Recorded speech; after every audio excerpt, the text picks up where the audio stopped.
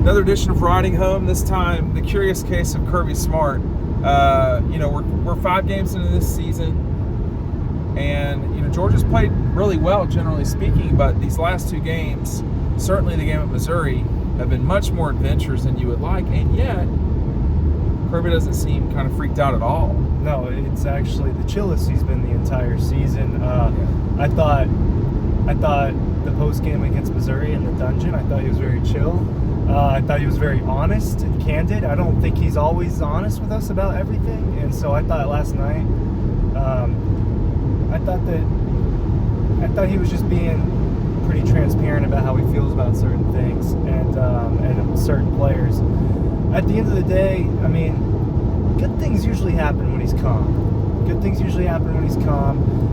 His mood reminds me a little bit of December when they lost to Alabama in the SEC championship.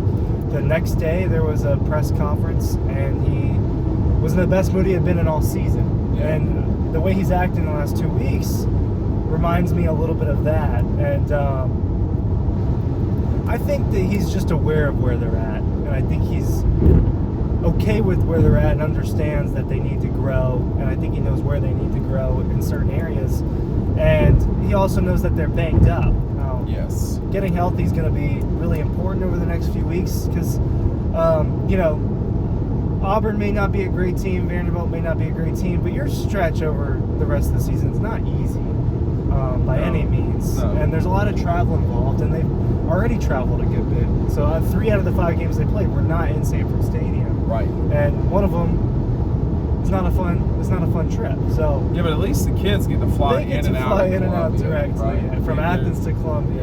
They have it easy, but I think he's very just knows where they're at. And I think he's not freaked out. I think he's not freaked out as maybe the fans are. Oh, the fans specialize in it, though. Yeah. I mean, what folks don't understand or fail to acknowledge, I guess is the best way I would put it, is that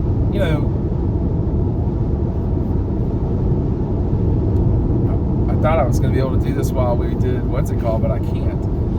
What fans fail to remember is that 1 week the next week there's no carryover. No, and that's something that he harped on a lot last season, was that every game is exclusive from the last, and it is because they restart and you focus on the team that's in front of and you. You can't dwell on it. Well, they do restart, but you do get bang for your buck for all the work you've done to build to that moment. So all of the recruiting, all of the development, we saw during the Missouri win, Georgia's depth matter, and you can choose to do it however you'd like, but it's really disingenuous to complain about the first 3 quarters and just ignore the fourth. Yes. Really, the second half. See, folks aren't going to remember that because of those long kicks, but Georgia outscored Missouri, I think 20-6 in the second half. 20-6. I mean, times 2 is 40-12. Yes. So they really controlled the second half. They played their way the second half. The more I talk about it, the more I think there's not that much to be concerned about. But I will say, the turnovers. In basketball, you don't want. Turnovers really don't want 12. Sport, yeah, you really don't want 12 or more turnovers. Once you get to 15, you're probably going to start losing the game. You got to respect your possession of the ball and try to take it from the other guys. These last 2 games, Georgia's been -2 in the turnover margin, and the reality is that typically they lose those games. But they've been winning those. They've won them lately, but they have been either kind of sloppy / unsexy 17-point wins, or a save yourself in Middle Earth win at Missouri, right? Well, I think and they're so much better than these teams. They are. That you regress towards those teams with the turnovers. And what if Georgia had gotten 2 turnovers? What if Georgia was +2 in turnovers? It'd be a completely different ball game. That's what they did at Oregon. Or if it was just even in turnovers, it would have been a different ball game. Yes, and even it would be, but they're not playing that way. But they haven't played that way, and I don't expect it to continue. Well, I don't either, but for much longer. Do they they struggle? Do they come out a little slow against Auburn? I don't know, because I thought that they were going to come out pretty hot against Missouri, and I think we're going to learn a lot about this team. Playing at home matters in this league. Just the way that playing on the road That's what matters. Stetson talked about a lot after the game. Yeah, I could not barely. So, hear well, you. I went back and listened to it. Okay.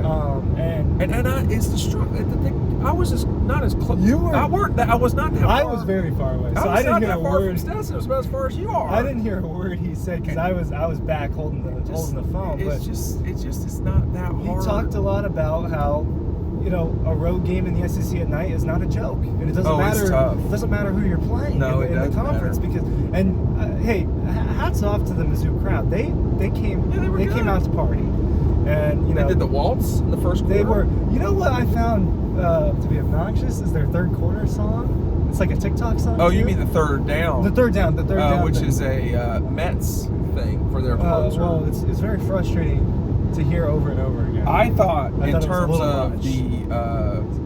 I thought Missouri. We don't have to talk about Missouri a lot, Yeah. but I thought their ambiance. They did a really good job with that, frankly. But everybody in the league, they might not treat the media right, but they know how to create a buzz in their stadium. Auburn probably does it better than anybody, and it's just one of those things that matters a lot. How well does Georgia do? And we're used to it, so it doesn't really impress us. But when you look at the false starts and the this, that, and the other, it really affected Notre Dame back in the day. Yes, in 19 that mattered. Yeah, a lot. Arkansas last year. And I just deleted a file. I probably shouldn't have deleted it. And I could talk to you about Georgia and Auburn at home, or in Athens, I should say. Well, in 20, that wasn't really a home game, I mean, it was. Well, but like in 16, Auburn had a hard time. In 14, the 16 game was a gritty game. The 16 game was a knock 'em out, drag out deal, and they won that game. Maurice Smith pick six, or yes, no question. Yeah. I've been to every Georgia Auburn home game since 12, I believe. Like, and this isn't a huge deal, but like in 14, Auburn had 78 yards of penalties.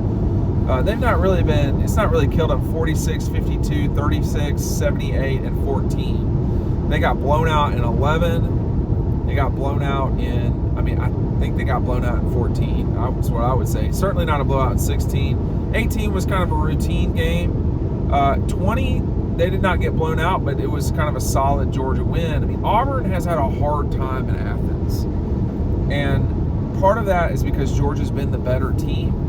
But at the same time, too, they cultivate a crowd that matters. Georgia's tough to play in Sanford Stadium. And if it weren't, then you would, the only loss of the non-first year of Kirby's time at Georgia was South Carolina, which was a bizarre four turnover game.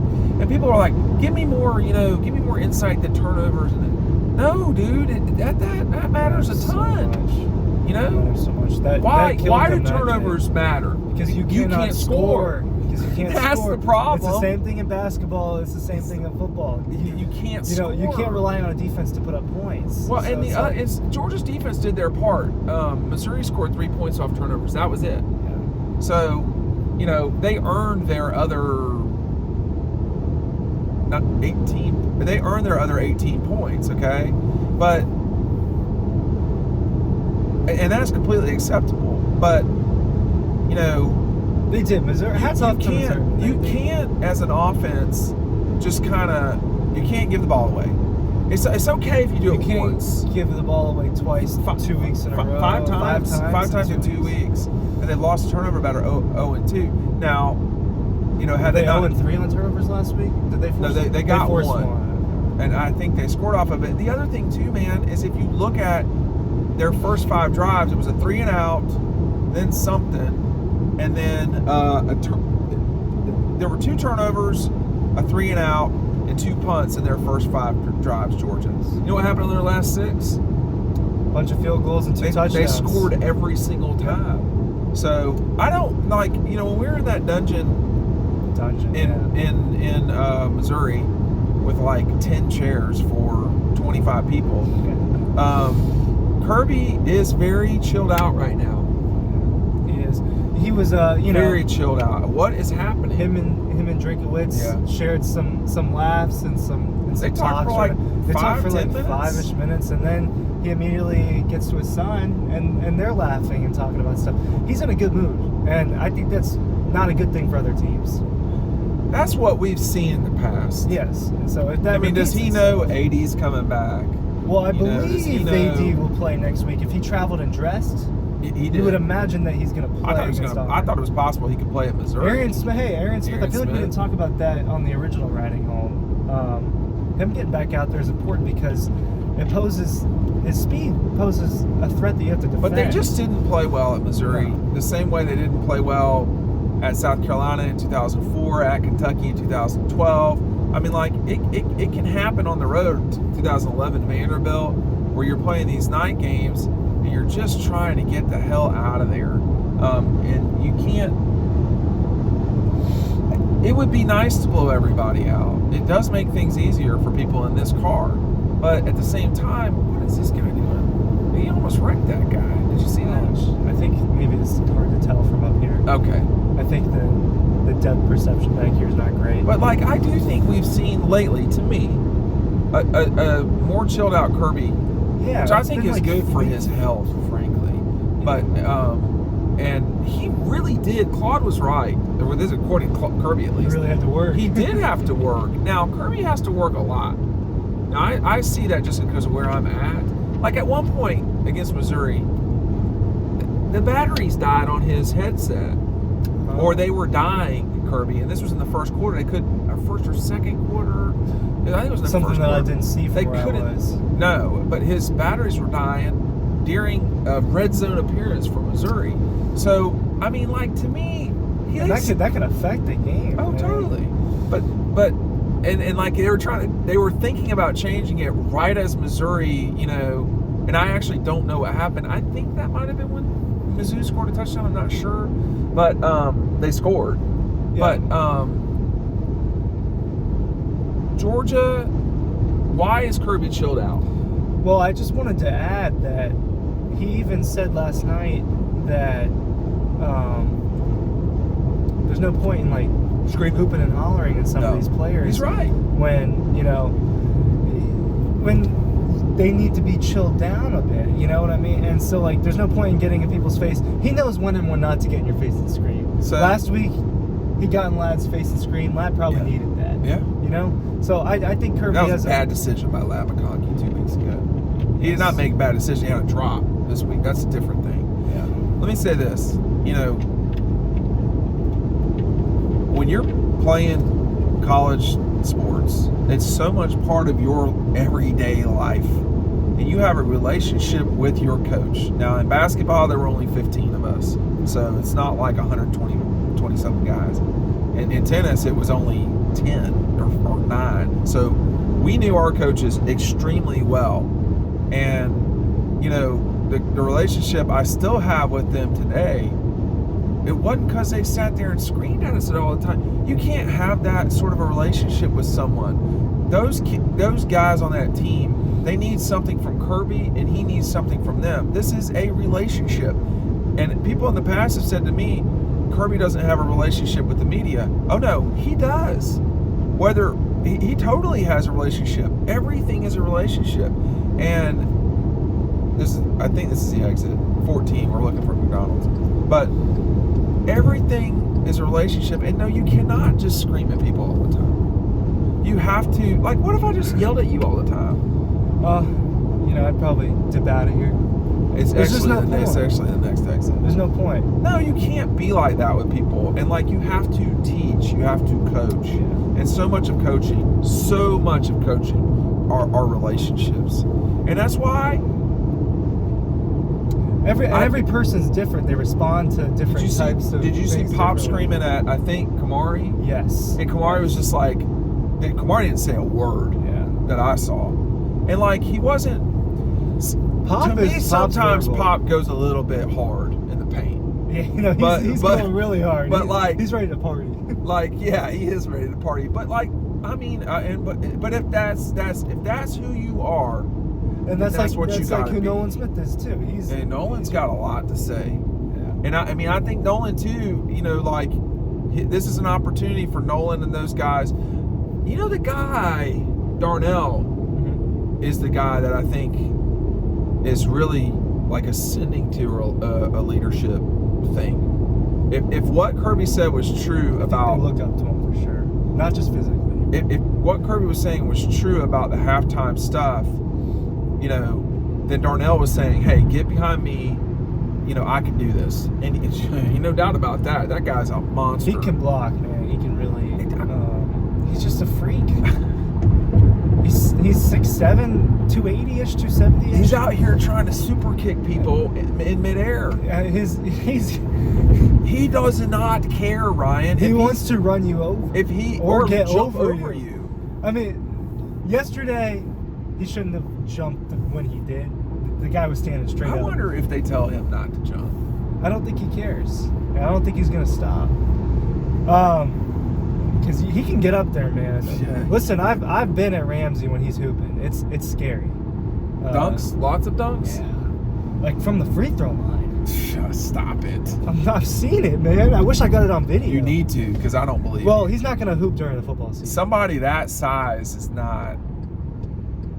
Like, I have no pretty doubt. close. I've seen guys like that. I have no doubt that the guy is a monster. Dude is him and Mims, man. They hoop together. Well, see, even Mims was a little bit kind of banged up. Yeah. Yesterday. Well, everyone kind of. Xavier Truss got hurt. They are all end like they need that bye week in a couple weeks. They need a break, and they need to kind of, if they don't get Jalen Carter, and then we don't, I don't know anything. I think that Jalen Carter, it seems to me like he's going to miss some time. Yeah, if they get him back by Florida, that to me would be a win. But you know, they're going to have to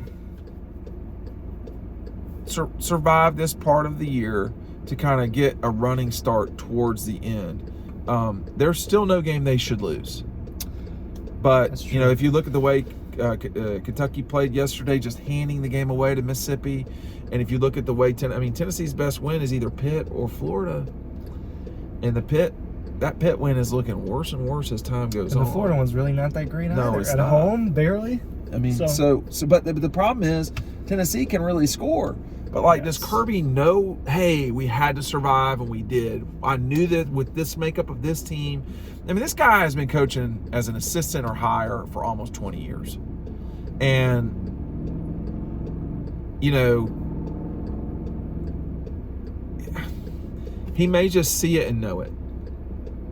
I think he has a lot of awareness of where they're at. And that's good. That's good. Rather than him being naive about his guys, but he knows that they have it. They just have to do it. And it's the same thing as last year. Well, and let me just say this about, I was actually going to compare them. It's right over here. The one thing I was going to say on the right there. The one thing I was going to say about this group is they're not older like last year. They're definitely younger, and they're definitely not the same maturity level. So they're going to have to get through this thing. You know, when Keely Ringo is your elder statesman of the corners, that's a younger group. So he's played a lot, but it's a younger group. And you know, Kirby did talk about this a lot, which was, hey, these guys are going to have to kind of get through it, etc. Well, but you can't really be shocked when they get through it and it's not pretty. That's all I've got to say about it. I'm curious to see how this goes on from here for Georgia. But Kirby's definitely in a different place right now, it seems to me. Well, I think we learned that they can finish a game if they need to finish a game. That's true. What I would be looking for is, can you come out strong again against Auburn, the way you came out against South Carolina, the way you came out against Oregon. That's when they're at their best. Yeah. But now we know they can close. We didn't know that. No, we know that. We know that. I don't think that we totally knew that. We didn't know what we didn't know before last night, and last night was a big proving point, frankly. Yeah.